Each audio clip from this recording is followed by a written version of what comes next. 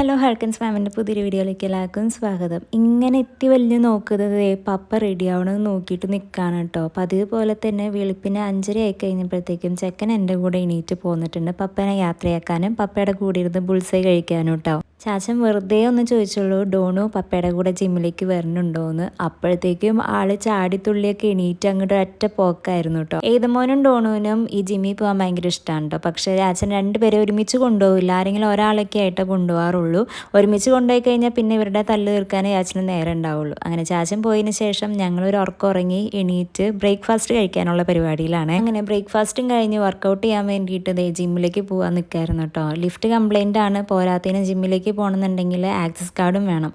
ഒരാൾക്ക്, അതായത് നമ്മുടെ അപ്പാർട്ട്മെൻറ്റിൽ ഒരാൾക്കേ ആക്സസ് കാർഡ് കൊടുക്കുള്ളൂ. അത് ചാച്ചൻ കൊണ്ടുപോയി. നമുക്ക് എന്തെങ്കിലും ഒരു എമർജൻസി വേണമെന്നുണ്ടെങ്കിൽ ഒന്നല്ലെങ്കിൽ സെക്യൂരിറ്റിയുടെ അടുത്ത് ചോദിക്കണം, അല്ലാന്നുണ്ടെങ്കിൽ ഇതേപോലെ സ്റ്റെപ്പും കയറി ഇറങ്ങി നടക്കണം. എനിക്ക് മര്യാദയ്ക്ക് ഗ്രൗണ്ട് ഫ്ലോറിൽ പോയി സെക്യൂരിറ്റിയുടെ അടുത്ത് കാർഡ് ആക്സസ് ചെയ്യാൻ പറഞ്ഞാൽ മതിയായിരുന്നു. പക്ഷെ ഞാൻ എൻ്റെ വലിയ ആ ഒരു ആരോഗ്യത്തിൽ ഞാൻ അങ്ങ് സ്റ്റെപ്പൊക്കെ കയറി 5ാമത്തെ ഫ്ലോറിൽ നിന്ന് 13ാമത്തെ ഫ്ലോർ വരേക്ക്. ദൈവമേ, അവിടെ ചെന്നപ്പോഴത്തേക്ക് ഞാൻ പട്ടി കതയ്ക്കുന്ന പോലെ കതയ്ക്കായിരുന്നു.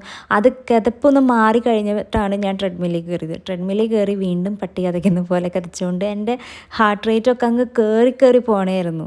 ഇതാണ് പറയുന്നത് അവനവന് പറ്റാവുന്ന പണി എടുക്കാവൂ എന്നുള്ളത്. ഇപ്പം ഞാനൊരു പാഠം പഠിച്ചു, നമ്മൾ കുറച്ച് സമയം മെനക്കെട്ട് കഴിഞ്ഞാലും റിസ്ക് ഉള്ള പരിപാടികളൊന്നും ചെയ്യാൻ നിൽക്കരുതെന്ന്.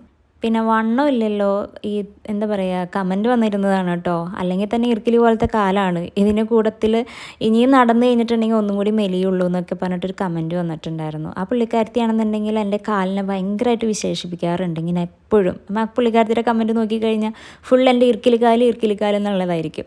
എന്തോ ആയിക്കോട്ടെ, നമ്മൾ ട്രെഡ്മില്ല് ചെയ്യുന്നത് മെലിയാൻ വേണ്ടി മാത്രമാണ് എന്നുള്ള ഒരു തെറ്റായ ചിന്താഗതിയാണ് പലർക്കും ഉള്ളത്. അതിന് വേറെയും ബെനിഫിറ്റ്സ് ഉണ്ട്.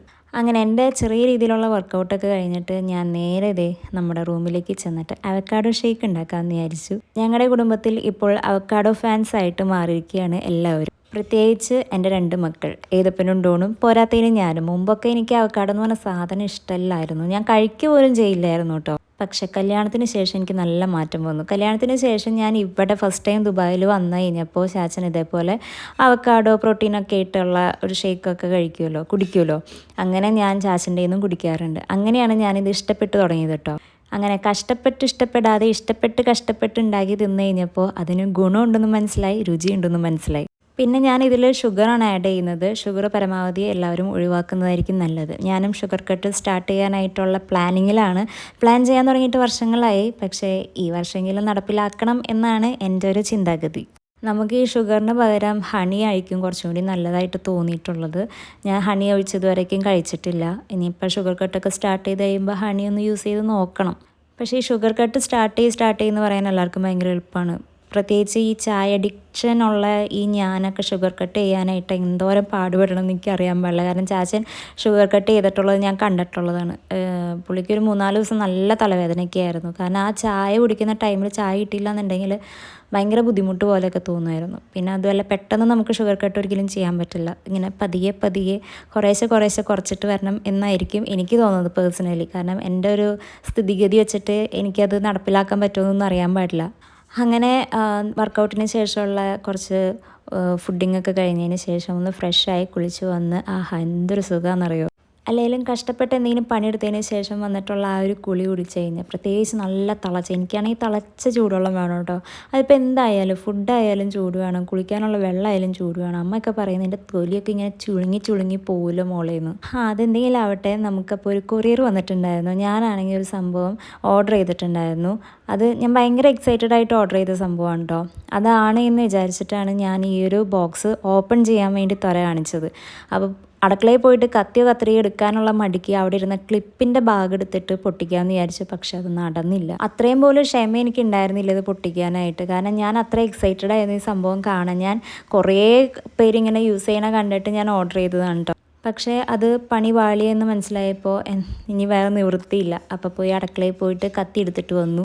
അങ്ങനെ ഭയങ്കര സന്തോഷത്തോടെ ഭയങ്കര എക്സൈറ്റഡോട് കൂടിയാണ് ഞാൻ ഈ സംഭവം തുറന്നു നോക്കി കഴിഞ്ഞപ്പോൾ കിടക്കുന്ന ചട്ടിയും കലർന്ന് പറഞ്ഞ പോലെ ചാച്ചൻ ഓർഡർ ചെയ്ത സംഭവമാണ് വന്നിട്ടുണ്ടായിരുന്നത്. എന്നിട്ട് ഇത് കണ്ടു കഴിഞ്ഞപ്പോൾ എൻ്റെ കിളി പോയി. അതിൻ്റെ ഉള്ളിൽ വേറെയും പേപ്പറൊക്കെ ഇരിക്കണുണ്ടപ്പോൾ ഞാൻ വിചാരിച്ചു എന്നാൽ പിന്നെ അതിൻ്റെ ഉള്ളിലുണ്ടാവും എന്ന് വിചാരിച്ചു. പക്ഷേ അതിൽ പേപ്പർ മാത്രമേ ഉണ്ടായിരുന്നുള്ളൂ, വേറൊരു സാധനം ഉണ്ടായിരുന്നില്ല. നമ്മൾ ഒരുമിച്ചാണ് ഓർഡർ ചെയ്തിട്ടുണ്ടായിരുന്നത്, കുറേ സാധനങ്ങൾ ഒരുമിച്ചാണ് ഓർഡർ ചെയ്തിട്ടുണ്ടായിരുന്നത്. ഇത് ഓരോന്നായിട്ടാണ് ഓരോ ദിവസം വരുന്നത്. ഇവർക്ക് എന്തോരം ബോക്സ് അല്ല ഇങ്ങനെ നഷ്ടപ്പെടുന്നത്. ഇവർക്ക് ഒരുമിച്ച് ഓർഡർ ചെയ്യുമ്പോൾ ആ ഒരുമിച്ച് അങ്ങ് കൊടുത്തയച്ചിട്ടുണ്ടെങ്കിൽ ബോക്സ് എന്തോരം ലാഭിക്കാൻ പറ്റും. ചാച്ചൻ ഓർഡർ ചെയ്ത സാധനമല്ല, എന്നാൽ പിന്നെ അത് അവിടെ തന്നെ ഇരിക്കട്ടെ എന്ന് വിചാരിച്ചു. ഞാൻ കുളിച്ചിറങ്ങാനായിട്ട് ലേറ്റ് ആവുമെന്ന് വിചാരിച്ച് ചാച്ചൻ തന്നെ പോയി ഏതപ്പനെ കൊണ്ടുവന്നു കേട്ടോ. ഏതപ്പനാണെന്നുണ്ടെങ്കിൽ വന്നപ്പോഴേക്കും ഭയങ്കര ഗമയിലാണ് വരുന്നത് കേട്ടോ. കൊച്ചിൻ്റെ വലിയ ബാഗാണെന്ന് വിചാരിക്കേണ്ടാരും, അതിലൊന്നും ഇല്ല, പിന്നെ വലിയ വെയിറ്റും ഇല്ല കേട്ടോ. ശരിക്കും പറഞ്ഞാൽ ഇതൊരു ട്രോളി ബാഗാണ്. അവന് ട്രോളി ആയിട്ട് കൊണ്ട് നടന്നാൽ മതി, പക്ഷേ ഇവന് തോളത്തിടാനാണ് ഇഷ്ടം. ഏതമോ നഴ്സറി ചേർന്നേ പിന്നെ ഫസ്റ്റ് ടൈമാണ് ചാച്ചൻ ഒറ്റയ്ക്ക് പോയിട്ട് അവനെ പിക്ക് ചെയ്ത് വരുന്നത് കേട്ടോ. അപ്പോൾ ചാച്ചൻ ചോദിച്ചു മോനെ എന്താ പഠിപ്പിച്ചതെന്ന് ചോദിച്ചു കഴിഞ്ഞപ്പോൾ അവൻ പറഞ്ഞത് ഒന്നും പഠിപ്പിച്ചില്ല എന്നാണ്. അപ്പോൾ ചാച്ചൻ പറയാണ് രൂപ കൊടുത്ത് പഠിപ്പിക്കാൻ വിട്ടിട്ട് അവൻ ഒന്നും പഠിപ്പിച്ചില്ല എന്നാണ് പറയണേ, എന്തിനാ പിന്നെ വിടണേ നമ്മൾ എന്നൊക്കെ പറഞ്ഞിട്ട് തമാശ രീതിയിൽ സംസാരിച്ചുകൊണ്ടിരിക്കുകയായിരുന്നു കേട്ടോ. പോരാത്തതിന് കൊച്ചിന് ലിഫ്റ്റിൽ എല്ലാവരും കൂടി ജാമാക്കി എന്നുള്ള കംപ്ലയിൻറ്റും പറഞ്ഞിട്ടുണ്ട് ഏതപ്പൻ. കാരണം ലിഫ്റ്റ് ഓൾറെഡി ഇവിടെ കംപ്ലയിൻ്റ് ആയതുകൊണ്ട് ഒരു ലിഫ്റ്റേ വർക്കിംഗ് ഉള്ളൂ. ആ ഒരെണ്ണത്തിൽ തന്നെ എല്ലാവരും ഇങ്ങനെ കയറി നിന്നപ്പോൾ കൊച്ചു ചമ്മന്തിയായി. പപ്പ വന്ന് അവരങ്ങ് മാറ്റി എന്നൊക്കെയുള്ള തള്ളു വർത്താനാണ് പപ്പയും മോനും കൂടി വന്നിട്ട് പറയുന്നത്. ഇതാണ് പപ്പ മക്കളെ കൊണ്ടുവരാൻ പോയിട്ടുണ്ടെങ്കിലുള്ള അവസ്ഥ. പപ്പയുടെ വക വലിയൊരു കഥയുണ്ടാവും, മോൻ്റെ വക വേറൊരു കഥയും. അങ്ങനെ ഏതമോൻ എന്തായാലും ലഞ്ച് കഴിച്ചിട്ടാണ് അവിടെ നിന്ന് വരുന്നത്. അപ്പോൾ വന്നു കഴിഞ്ഞപ്പോൾ കുറച്ച് ഫ്രൂട്ട്സ് കൊടുക്കാമെന്ന് വിചാരിച്ചു. അങ്ങനെ ആപ്പിളും പേരയ്ക്കൊക്കെ ചെത്താൻ നിൽക്കാം കേട്ടോ. അങ്ങനെ ഈ പേരയ്ക്ക കണ്ടു കഴിഞ്ഞപ്പോൾ എന്നാൽ പിന്നെ കുറച്ച് ഉപ്പും മുളകും വെളിച്ചെണ്ണയും കൂടി അങ്ങോട്ട് പെരട്ടിയെടുത്തൊരു പിടി പിടിക്കാമെന്ന് വിചാരിച്ചു. അങ്ങനെ അതൊന്ന് മാഗ്നേറ്റ് ചെയ്തെടുത്തു കേട്ടോ. ഇത് സംഭവം കണ്ടപ്പോൾ തന്നെ എൻ്റെ വായിൽ വെള്ളം വന്നു. കഴിച്ചു നോക്കി കഴിഞ്ഞപ്പോൾ പണിവാളിയോ എന്നൊരു ഡൗട്ട് തോന്നി കേട്ടോ എനിക്ക്. വേറെ ഡൗട്ടൊന്നുമല്ല, സംഭവം ടേസ്റ്റൊക്കെ ഉണ്ട്, എന്നാലും ഒരു ഇച്ചിരി ഉപ്പങ്ങ് കൂടിപ്പോയി. എന്നാലും എൻ്റെ എക്സ്പ്രഷൻ ഇടുന്നതിന് ഒരു കുറവും ഞാൻ വരുത്തിയില്ല കേട്ടോ. ഞാനുണ്ടാക്കിയ സാധനമല്ലേ, അങ്ങനെ കളയാൻ പറ്റുമല്ലോ, അതെനിക്ക് തന്നെ വിഷമാവില്ലേ. അങ്ങനെ ഞാൻ ചാച്ചന് കൊണ്ടുകൊടുത്തു. ചാച്ചനാണെന്നുണ്ടെങ്കിൽ അവിടെ ഇരുന്ന് ആപ്പിൾ നിന്നുകൊണ്ടിരിക്കുകയായിരുന്നു. ഞാൻ പറഞ്ഞു നല്ല ടേസ്റ്റ് ഉണ്ട്, കഴിച്ചു നോക്കുന്നു പറഞ്ഞു. അപ്പം അങ്ങോട്ട് ആപ്പിൾ കഴിച്ച് കഴിഞ്ഞിട്ട് ഇത് കഴിക്കാൻ പറ്റുള്ളൂ, അപ്പം തന്നെ കഴിക്കണമെന്ന് ഞാൻ പറഞ്ഞു. പാവം അപ്പം തന്നെ കഴിച്ചു കേട്ടോ. കഴിച്ചപ്പോൾ തന്നെ എന്നോട് പറഞ്ഞു കൊള്ളൂല്ല, നല്ലോണം ഉപ്പ് കൂടിയിട്ടുണ്ടെന്ന്. അപ്പോൾ ഇനി ഒന്നും ചെയ്യാൻ പറ്റില്ല. അപ്പം ഞാൻ എന്ത് ചെയ്തു, ഇച്ചിരി തിളച്ച വെള്ളത്തിൽ ഒന്ന് കഴുകിയെടുത്തിട്ട് ഞാൻ തന്നെ കഴിച്ചു. പിന്നെ അങ്ങ് രാത്രിയായി കഴിഞ്ഞപ്പോൾ ഇവന്മാർക്ക് വീണ്ടും അവക്കാഡോ കഴിക്കാനൊരു മോഹം. അവക്കാഡോ നമ്മുടെ കയ്യിലിരുന്ന അവക്കാഡോ മുഴുവൻ കഴിഞ്ഞു പോയിട്ടുണ്ടായിരുന്നു. പുതിയത് വാങ്ങിയതാണെന്നുണ്ടെങ്കിൽ ഫുള്ള് പച്ചയായിട്ടായിരുന്നു, പഴുത്തതൊന്നും ഉണ്ടായിരുന്നില്ല. അങ്ങനെ ഐഷു ഒരു അവക്കാഡോ അങ്ങ് ഓർഡർ ചെയ്തു. ചേട്ടൻ അനിയനും ഒരുമിച്ച് അങ്ങനെ ഇരുന്ന് കഴിച്ചു കേട്ടോ. ആദ്യമായിട്ടാണ് ഞാൻ ഇത്രയും നിഷ്കളങ്കമായ രണ്ട് പിള്ളേർ ഒരുമിച്ചിരുന്ന് കഴിക്കണ കാണുന്നത്. അതോടൊപ്പം തന്നെ ലോഡഡ് ഫ്രൈസും ഓർഡർ ചെയ്തിട്ടുണ്ടായിരുന്നു. ഞാൻ ആദ്യമായിട്ടാണ് ഈ ലോഡഡ് ഫ്രൈസ് കഴിക്കണത് കേട്ടോ.